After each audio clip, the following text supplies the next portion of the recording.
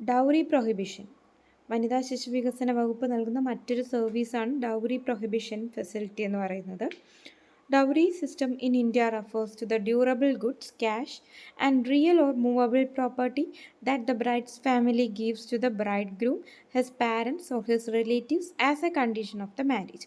അപ്പോൾ dowry system എന്ന് പറയുന്നത് ഏറ്റവും കൂടുതൽ പ്രിവൈൽ ചെയ്യുന്നുണ്ട് ഇന്ത്യയിൽ ഒരു ഈവിൾ പ്രാക്ടീസ് ആയിട്ടാണ് പറയുന്നത് ഡൗറി. അപ്പോൾ ഇന്ത്യൻ സൊസൈറ്റിയിൽ ഏറ്റവും കൂടുതലായിട്ട് നടക്കുന്ന ഒരു ഈവിൾ പ്രാക്ടീസാണ് ഈ ഡൗറി ഗിവിങ് എന്ന് പറയുന്നത്.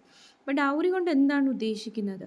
എന്തെങ്കിലും ഡ്യൂറബിൾ ആയിട്ടുള്ള ഗുഡ്സ്, ക്യാഷ്, അല്ലെന്നുണ്ടെങ്കിൽ എന്തെങ്കിലും പ്രോപ്പർട്ടി, റിയലോ മൂവബിളോ ആയിട്ടുള്ള പ്രോപ്പർട്ടി, അത് ബ്രൈഡിനോ ബ്രൈഡിൻ്റെ ഫാമിലിക്കോ അല്ലെങ്കിൽ റിലേറ്റീവ്സിനോ ഒക്കെ നൽകുന്നതിനെയാണ് എന്തെന്ന് പറയുന്നത്?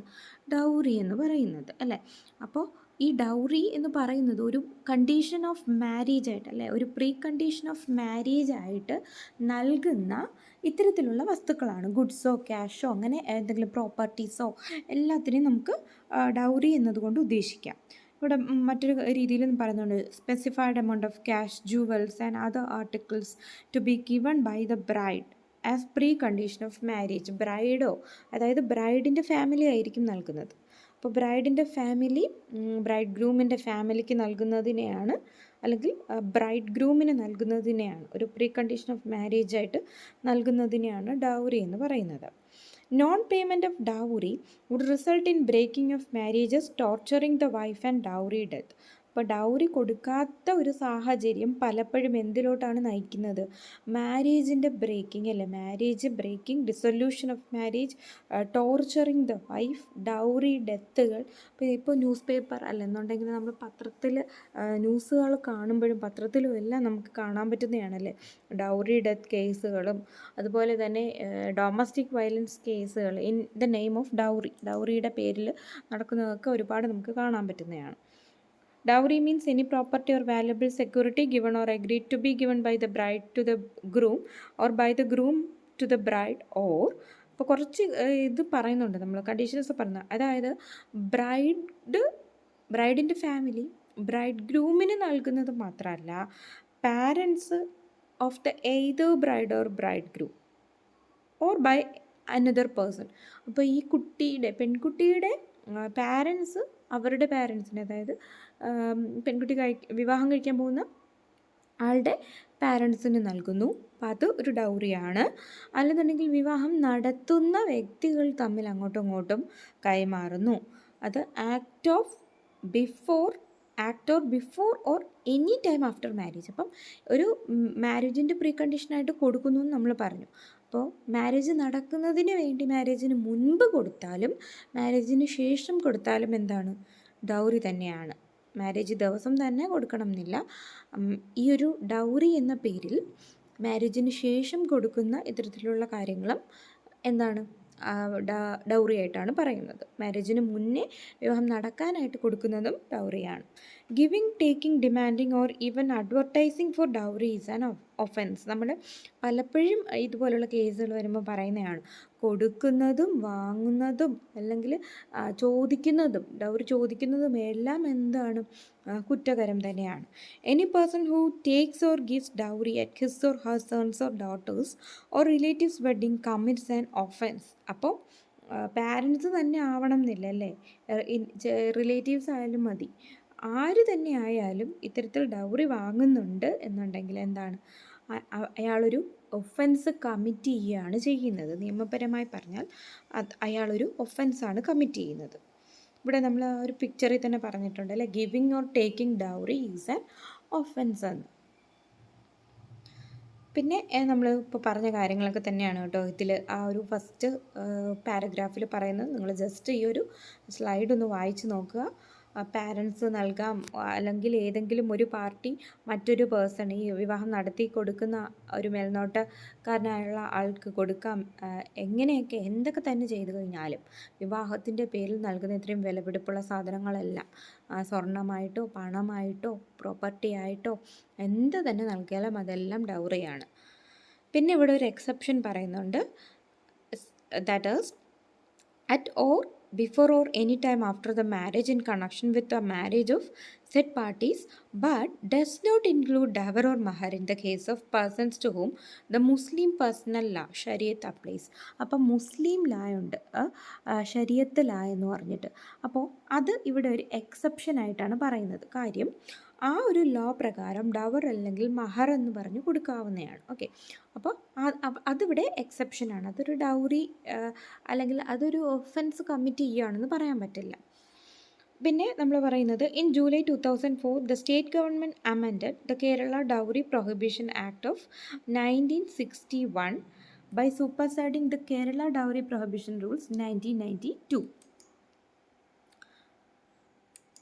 The amended act incorporated same of the long-standing demands of the National Women's Commission. അതായത് ഇതിനും ഈ ഒരു 2004 ജൂലൈയിൽ ഡൗറി പ്രൊഹിബിഷൻ അമെൻമെൻറ്റ് ആക്ട് നടന്നിട്ടുണ്ട്, അമെൻമെൻറ്റ് ലാ വന്നിട്ടുണ്ട്. അപ്പോൾ അതെന്ന് പറയുന്നത് ഓൾറെഡി 1961 ഡൗറി പ്രൊഹിബിഷൻ ആക്ട് ഉണ്ട്, നമുക്കറിയാവുന്നതാണ്. Kerala dowry prohibition act 1961 amend ചെയ്തുകൊണ്ടാണ്, അതിൽ മാറ്റങ്ങൾ വരുത്തിക്കൊണ്ടാണ് ജൂലൈ 2004 പുതിയൊരു അമെൻമെൻറ്റ് വന്നിട്ടുള്ളത്. അപ്പോൾ ആ ഒരു രീതിക്ക് പറയുമ്പോൾ rules, dowry prohibition rules 1992 replace ചെയ്തുകൊണ്ടാണ് ഇത് വരുന്നത്. അപ്പോൾ ഡൗറി പ്രൊഹിബിഷൻ റൂൾസ് ഉണ്ട്, കേരള ഡൗറി പ്രൊഹിബിഷൻ റൂൾസ് 1992 ഉണ്ടായിരുന്നു. അപ്പോൾ അത് ഓൾഡർ റൂൾസ് ആയിരുന്നു. ആ ഓൾഡർ റൂൾസ് എല്ലാം മാറ്റം വരുത്തി. അതുപോലെ തന്നെ Kerala dowry prohibition act of 1961 replace ചെയ്തുകൊണ്ടാണ് ഈ പുതിയ അമെൻമെൻറ്റ് ജൂലൈ 2004 വന്നിട്ടുള്ളത്. ഈ പുതിയ ലോയിലെന്ന് പറഞ്ഞാൽ കുറേ പുതിയ കാര്യങ്ങൾ ഇൻക്ലൂഡ് ചെയ്തിട്ടുണ്ട്. ഞാൻ പറഞ്ഞല്ലോ, ഓൾഡ് റൂൾസ് 1992 ഓൾഡ് റൂൾസിനെ റീപ്ലേസ് ചെയ്ത് ആ പുതിയ ലോയിൽ പുതിയ കാര്യങ്ങളാണ് വന്നിട്ടുള്ളത്. അത് നാഷണൽ വിമൻസ് കമ്മീഷൻ്റെ അവരുടെ ഒരു റെക്കമെൻഡേഷൻ റിലേറ്റഡ് ആയിട്ടുള്ള കാര്യങ്ങളാണ് വന്നിട്ടുള്ളത്. ഓക്കെ, പിന്നെ ഇനി നമുക്ക് പഠിക്കാനുള്ളത് ഡിസ്ട്രിക്ട് ഡൗറി പ്രൊഹിബിഷൻ ഓഫീസർ, അദ്ദേഹത്തിൻ്റെ ഡ്യൂട്ടിയാണ്. എന്താണ് ഡിസ്ട്രിക്ട് ഡൗറി പ്രൊഹിബിഷൻ ഓഫീസർ? അപ്പോൾ ഈ ഒരു നിയമപ്രകാരം ഡിസ്ട്രിക്ട് ഡൗറി പ്രൊഹിബിഷൻ ഓഫീസേഴ്സിനെ അപ്പോയിൻറ്റ് ചെയ്തിട്ടുണ്ട്. അവർക്ക് ധാരാളം ഡ്യൂട്ടീസും റെസ്പോൺസിബിലിറ്റീസും ഈ ഒരു ആക്ട് പ്രകാരം പറയുന്നുണ്ട്. ചീഫ് ഡൗറി പ്രൊഹിബിഷൻ ഓഫീസറിനാണ് ഇത്തരത്തിലുള്ള കാര്യങ്ങൾ, ഈ ഡൗറി റിലേറ്റഡ് കാര്യങ്ങളെല്ലാം റിപ്പോർട്ട് ചെയ്യുന്നത്. അപ്പം ഒരു ഡിസ്ട്രിക്റ്റിൽ ഡിസ്ട്രിക്ട് ഡൗറി പ്രൊഹിബിഷൻ ഓഫീസർ ഉണ്ടായിരിക്കും. ഡൗറി റിലേറ്റഡ് ആയിട്ടുള്ള കാര്യങ്ങളെല്ലാം ഇദ്ദേഹം കൈകാര്യം ചെയ്യുകയും അതിൻ്റെ റിപ്പോർട്ടിംഗ് എല്ലാം നടക്കുന്നത് ആരിലേക്കാണ്? ചീഫ് ഡൗറി പ്രൊഹിബിഷൻ ഓഫീസറിലോട്ടാണ്. ഈ ചീഫ് ഡൗറി പ്രൊഹിബിഷൻ ഓഫീസർ എന്ന് പറയുന്നത് ഡയറക്ടർ ഓഫ് WCD ആയിരിക്കും, director of women and child development department ആയിരിക്കും എന്തെന്ന് പറയുന്നത്? ചീഫ് ഡൗറി പ്രൊഹിബിഷൻ ഓഫീസർ എന്ന് പറയുന്നത്.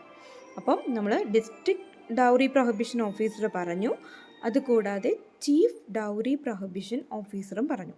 അപ്പോൾ 2 പേരുടെ സ്ഥാനങ്ങളും പഠിക്കണം.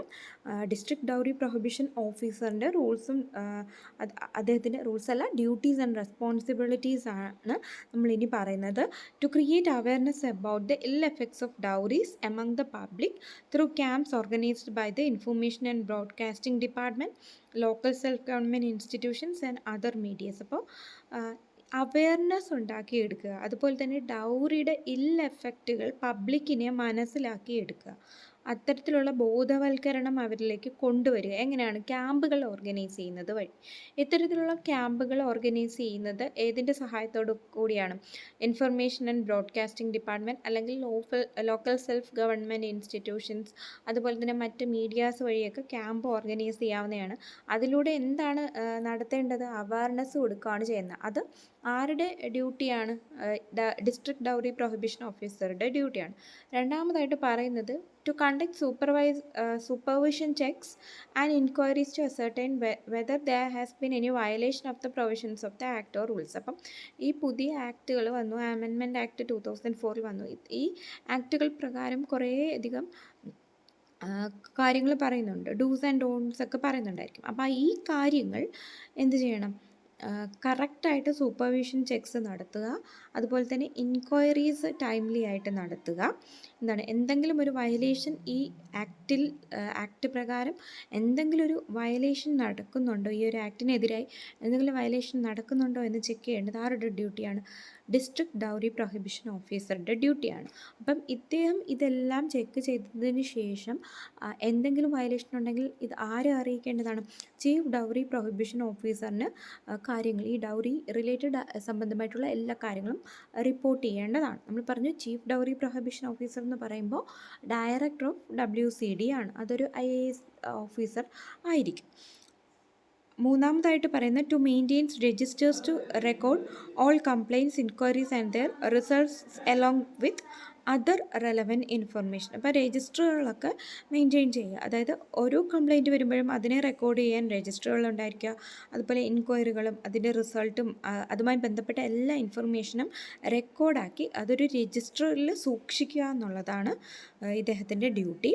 To accept complaints for any offence under the act from the party of persons aggrieved or any other person or organisations. അപ്പോൾ ഇത്തരത്തിലുള്ള എന്തെങ്കിലും ഒഫൻസുകൾ വരികയാണെങ്കിൽ, അതായത് ഡൗറി റിലേറ്റഡ് ആയിട്ടുള്ള എന്തെങ്കിലും കേസുകൾ വരികയാണെന്നുണ്ടെങ്കിൽ ആ കംപ്ലൈൻറ്റുകളെ അക്സെപ്റ്റ് ചെയ്യുക. ഓക്കെ, ആ കംപ്ലൈൻറ്റുകളെ അക്സെപ്റ്റ് ചെയ്യുക. അത് ആരിൽ നിന്നായിരിക്കാം? അഗ്രീവ്ഡ് പേഴ്സണിൽ നിന്നായിരിക്കാം, അല്ലെന്നുണ്ടെങ്കിൽ അഗ്രീവ്ഡ് എന്ന് പറഞ്ഞാൽ അറിയില്ല, വിക്ടിം ആരാണോ ഈ ഒരു സ്ത്രീധന പീഡനം നേരിടേണ്ടി വരുന്ന ആ വ്യക്തി, അല്ലെങ്കിൽ ആ വ്യക്തിയുടെ ഭാഗത്ത് നിന്നുള്ളവർ, ആ വ്യക്തിയുടെ റിലേറ്റീവ്സ് ഓർ ഫാമിലിയോ അല്ലെങ്കിൽ ഏതെങ്കിലും ഓർഗനൈസേഷൻസ് വഴിയോ ഒക്കെ കംപ്ലൈൻറ്റ് നൽകാനായി വന്നു കഴിഞ്ഞാൽ ആ കംപ്ലൈൻറ്റുകളൊക്കെ ഡീറ്റെയിൽ ആയിട്ട് അനലൈസ് ചെയ്ത് അതിനെ അക്സെപ്റ്റ് ചെയ്ത് അതിൻ്റെ സൊല്യൂഷൻസ് ഒക്കെ കണ്ടെത്തി കൊടുക്കേണ്ടത് ആരാണ്? ഡിസ്ട്രിക്ട് ഡൗറി പ്രൊഹിബിഷൻ ഓഫീസറാണ്. അതുപോലെ തന്നെ to act as member secretary of the advisory board. ഇദ്ദേഹമാണ് അഡ്വൈസറി ബോർഡിൻ്റെ മെമ്പർ സെക്രട്ടറി ആയിട്ട് ആക്ട് ചെയ്യുന്നത്. ഓക്കെ, ഇത്രയാണ് ഡിസ്ട്രിക്ട് ഡൗറി പ്രൊഹിബിഷൻ ഓഫീസറിൻ്റെ ഡ്യൂട്ടീസ് ആൻഡ് റെസ്പോൺസിബിലിറ്റീസ് എന്ന് പറയുന്നത്.